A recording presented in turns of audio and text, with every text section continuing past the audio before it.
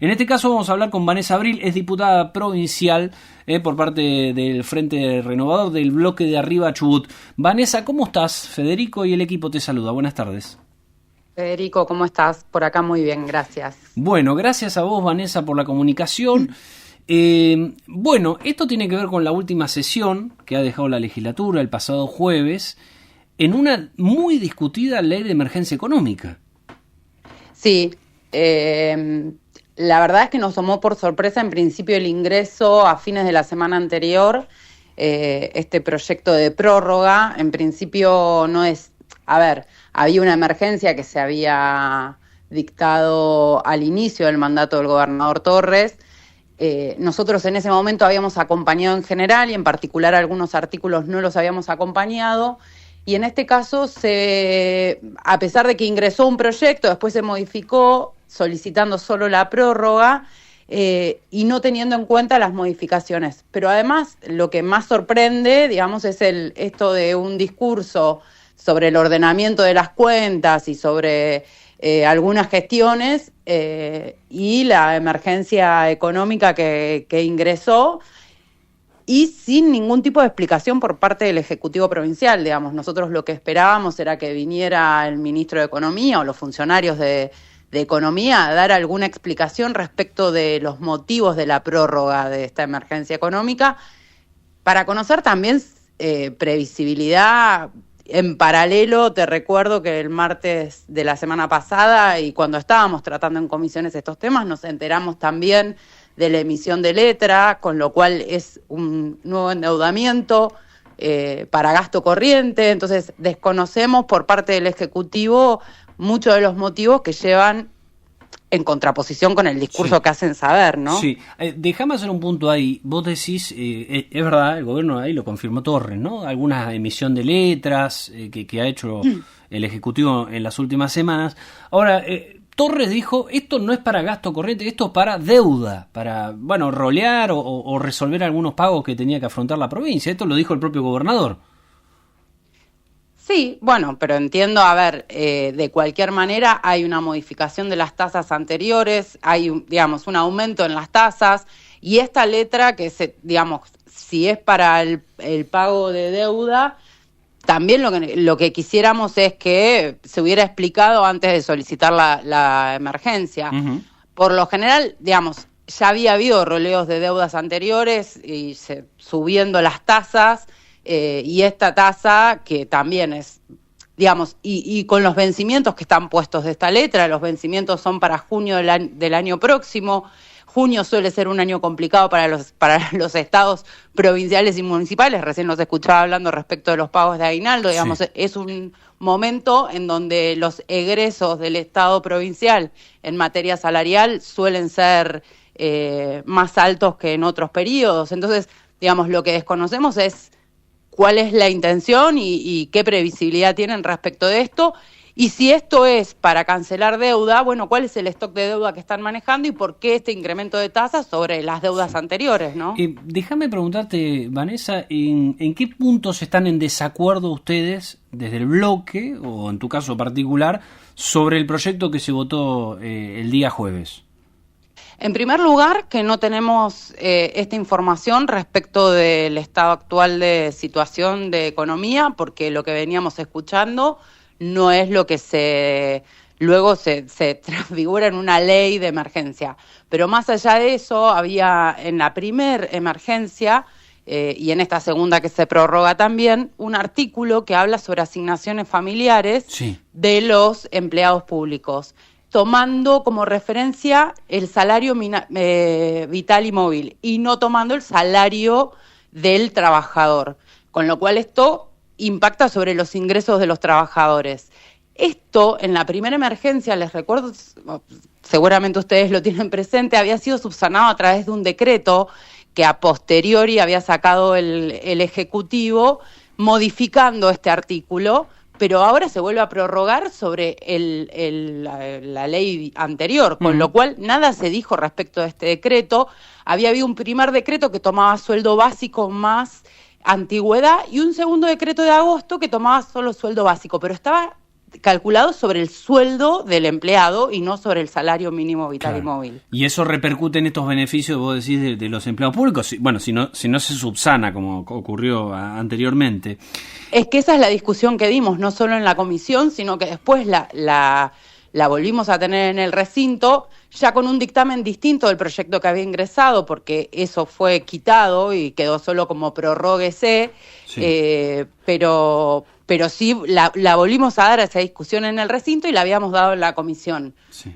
Y quedó como estaba, digamos, sin tener modificación. Nosotros, digamos, siendo congruentes con la oposición que habíamos manifestado en la primera ley de emergencia, habiendo votado en negativo ese artículo en particular, en este volvimos a manifestar lo mismo.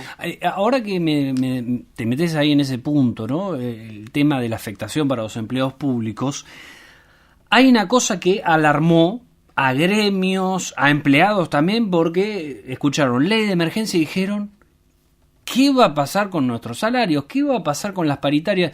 Digo, ¿esto está claro en la ley de emergencia, Vanessa? Digo, no, sí, si se afecta o no las paritarias. No, a ver, las paritarias están congeladas, igual eso ya lo sabemos, pero más allá de eso, no hay afectación sobre el pago de los salarios ni aguinaldo previsto para ahora, eso está aclarado en el primer artículo y estaba aclarado así. ¿Y con respecto a la negociación salarial?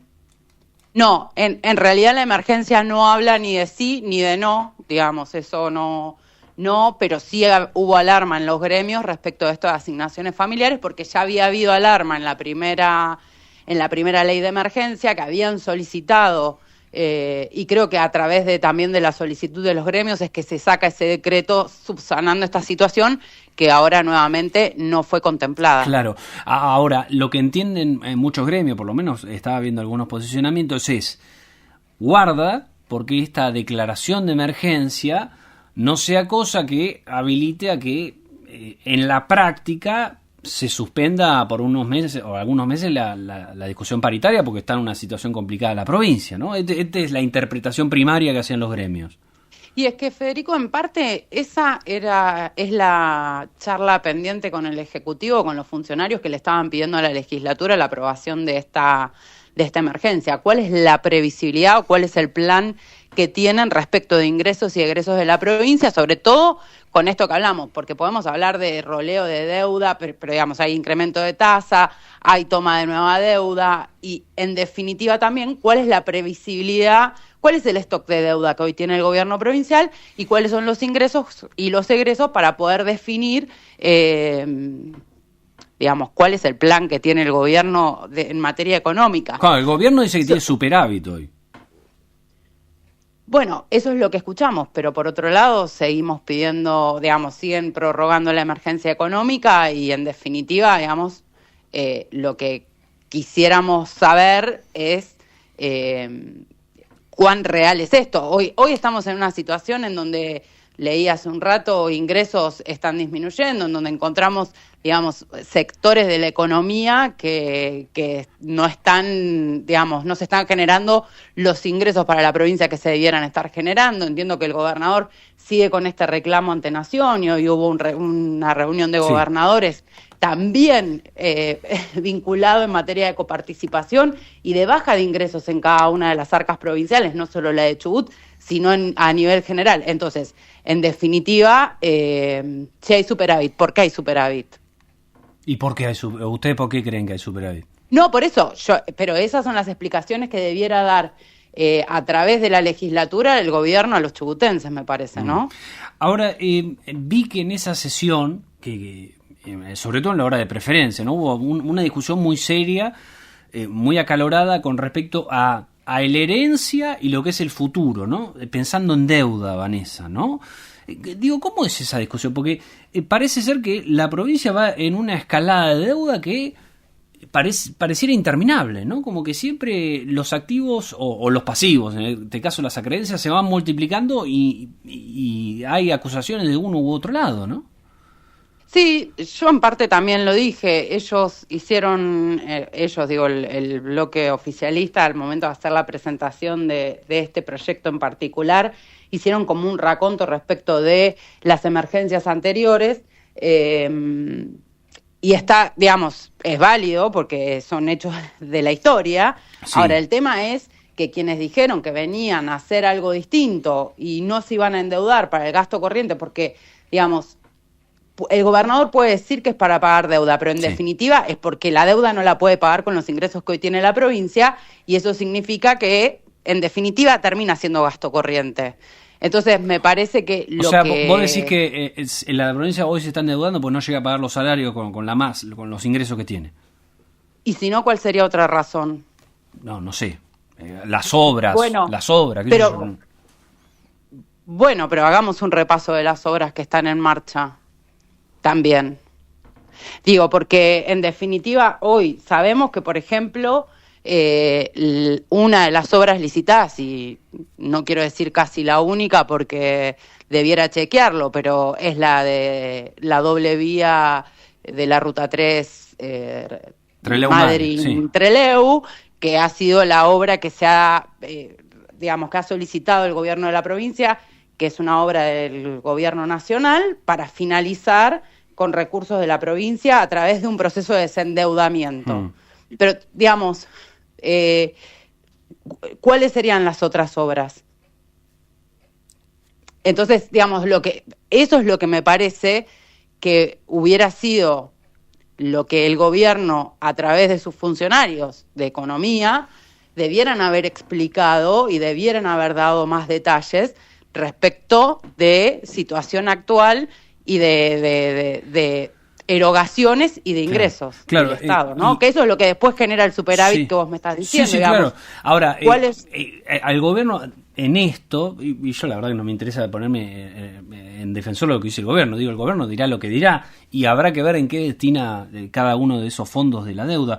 Pero una de las cosas que planteaba era, bueno, acá dejaron una bomba financiera y había que resolverla porque parte de esa deuda va a ir para cumplir esos compromisos que nos pusieron con el agua al cuello.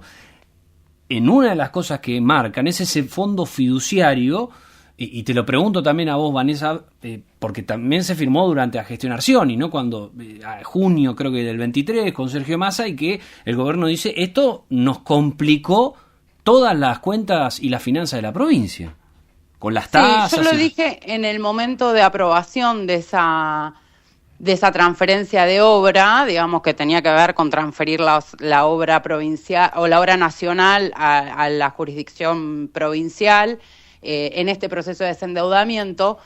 Cuando se produjeron esos endeudamientos con el soberano, esto quiere decir con el gobierno nacional, lo que permite a los gobiernos provinciales es tener con quién negociar y, por ejemplo, poder beneficiar o poder desendeudar a la provincia a través de obras que queden a los chubutenses realmente, como pueden ser las rutas. Entiendo que el mismo procedimiento se pretende hacer para la Ruta 40, que eso todavía tampoco está confirmado, pero entiendo que las negociaciones van en esa vía. Pero se hablaba que ese fondo fiduciario que se firmó con Massa fue para pagar aguinaldo y valores, y digamos, los salarios, ¿no? Lo corriente. Esa fue la cuestión también, ¿no?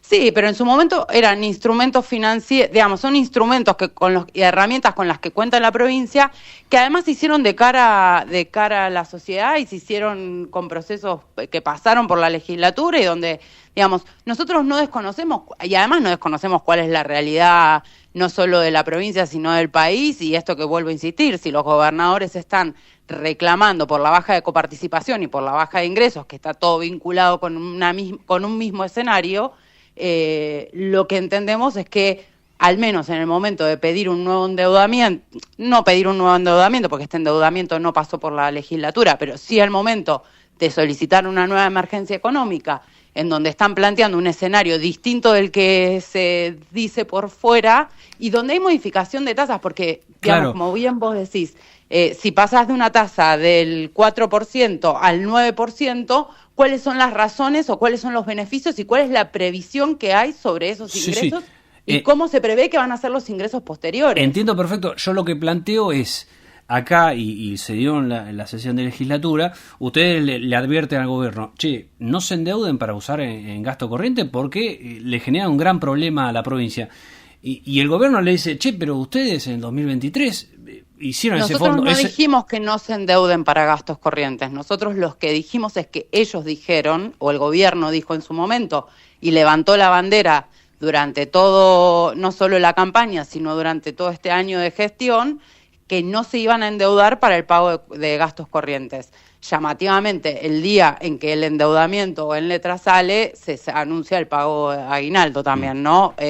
Y fíjate vos, ustedes que reciben el comunicado, en el comunicado de este mes, no como decía en los comunicados anteriores, sin contraer deuda. Entonces, digamos, el gobernador tal vez haya dicho lo que necesitábamos los diputados y que creo que hay que, más allá de las notas periodísticas a nivel nacional y hablando de las bonanzas del ordenamiento de las cuentas, sería importante que muestren los números y que sean más transparentes para adentro también, ¿no?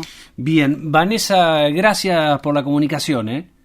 Gracias, Federico, a ustedes y que tengan una buena jornada. Hasta luego. Ahí pasaba la diputada provincial Vanessa Abril, bueno, hablando de la emergencia económica que fue sancionada el pasado jueves en la legislatura.